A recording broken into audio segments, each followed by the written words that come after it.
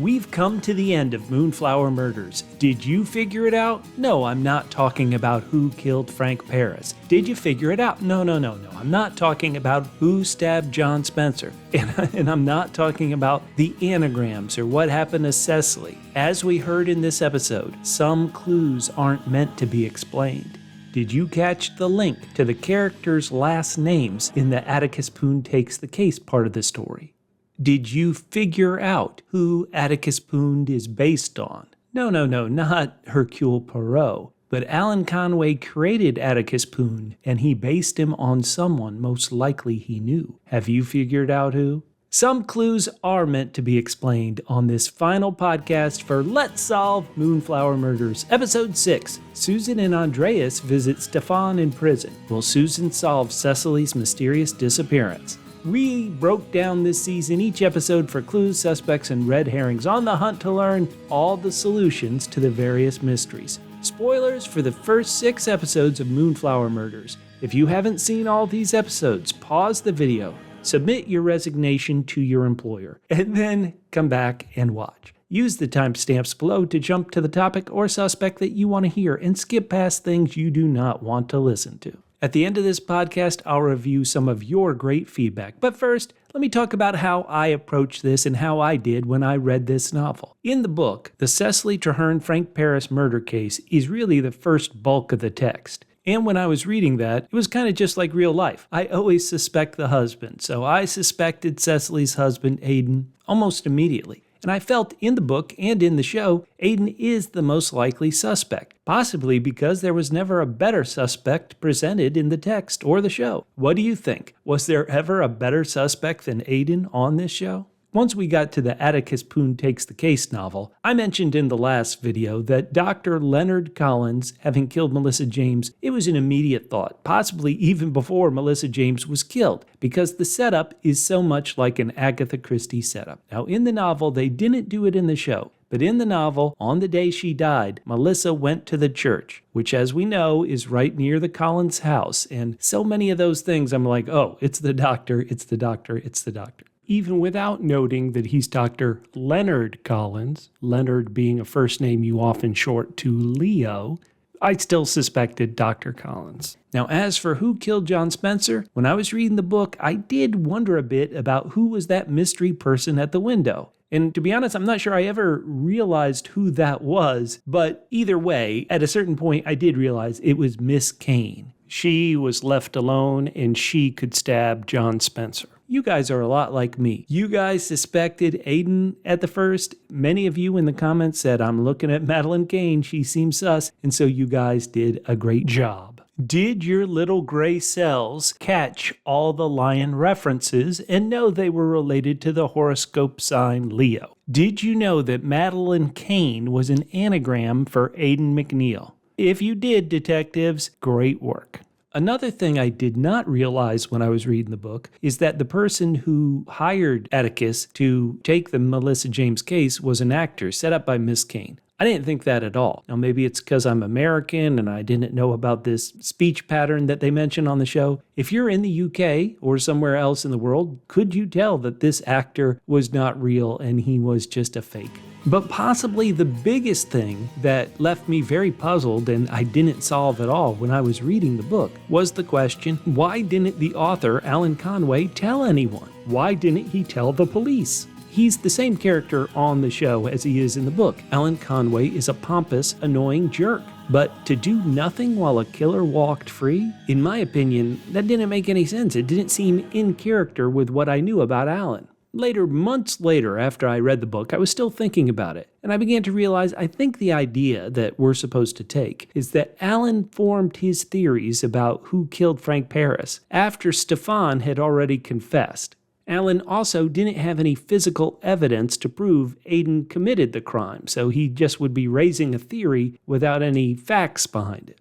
The final thing was that Alan was still in the closet, and if he had come forward with this and revealed the truth, it would have revealed he was gay, it would have revealed he had paid for sex, and that's how we knew these sex workers like Leo, and so Alan, he may have suspected Aidan was the killer, put it in the book that Aidan was the killer, but I guess we're supposed to believe Alan couldn't prove Aidan was the killer, and that's why he kept his mouth shut. What's your opinion on this? Why didn't Alan tell anybody his suspicions about Aiden?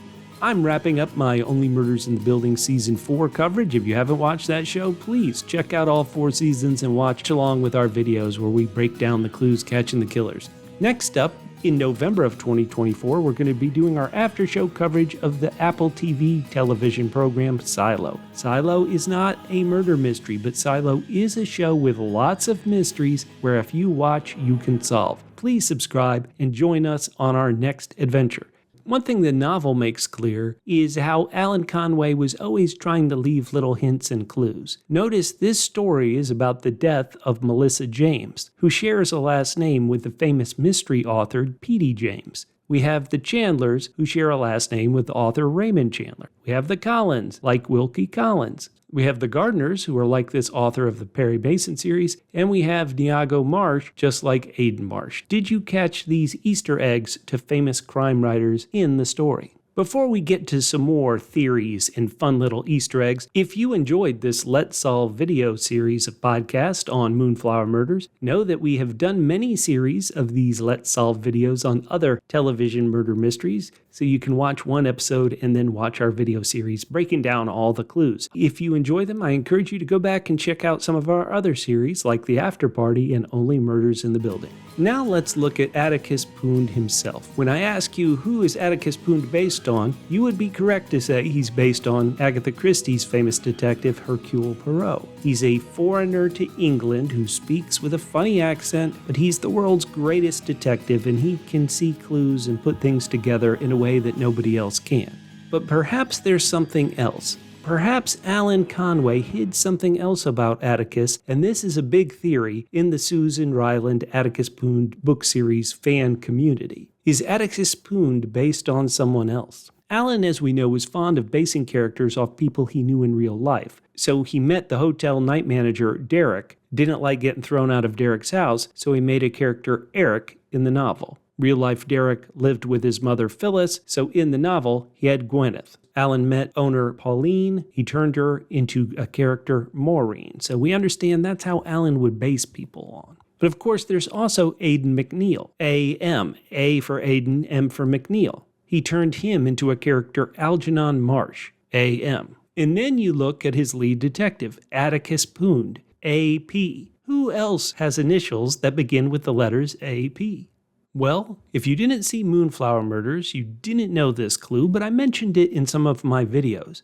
Alan was a school teacher before he launched his writing career and success, and he was a teacher at a school with Susan's sister Katie, as well as Andreas Patakis, A.P. Andreas, as we all know, is of Greek heritage. Now, this really hasn't come up in the show, and certainly not in this second series, Moonflower Murders. But let me read to you from the first book, Magpie Murders, about Atticus Pünd's heritage. When Otto I, a Bavarian prince, had become king of Greece in 1832, a number of Greek students had chosen to emigrate to Germany. Atticus's great-grandfather had been one of them, and 58 years later, Atticus himself had been born to a German mother, a secretary working with the police, where his father was a uniformed officer. Half Greek, half German. It was a minority if there ever was one. So Atticus Pünd has Greek heritage, just like a teacher that Alan was working with, Andreas. What's one thing we know about Andreas? He's calm, he's slow, he's stable. Who is calm and stable and reasonable and can figure things out? Andreas realized that Susan might not come back to the hotel, so he left together. Who else would figure out Susan may not come back? Atticus Pünd. This is the big theory in this book community. Atticus Pünd is based off somebody Alan Conway knew, Andreas Patakis. Looking at Moonflower Murders, you would wonder if maybe Andreas even knows something. Throughout this series, Andreas keeps telling Susan, don't do that. Stop thinking about Alan Conway. Stop it. Does he know the truth? What do you think? Do you see it? Can you see some similarities between our lead detective and our lead detective Susan's significant other? Go down in the comments and let me know, or reach out on social media at PHQ. That's the word double, single letter P for podcast, HQ for headquarters, at PHQ on Twitter, Instagram, Threads, Facebook.com/PHQ. I want to hear your theories. And going to the feedback, many of you caught the killers. Detective Rick Marshall wrote, "After 5 episodes, I'm sticking with my theory that both Miss Kane and Aiden are the respective book and real-life murderers." So good. Another bit of feedback, I hope I'm pronouncing your name correctly, Yaswanth. They wrote, "I think Aiden was the former lover of Frank." Well, you got it. Excellent job.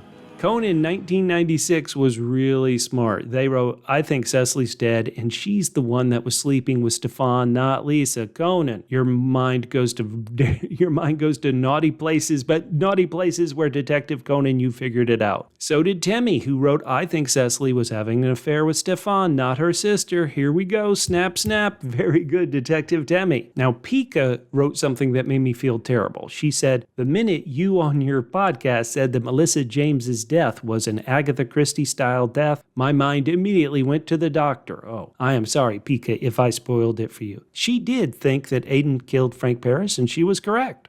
To be honest, we got so much feedback, and you guys are too good a detective. We're contacting the FBI. We're getting all of you enrolled in Quantico. We're going to bust some crimes, catch some serial killers. Great work. Talk to you on the next case, detectives.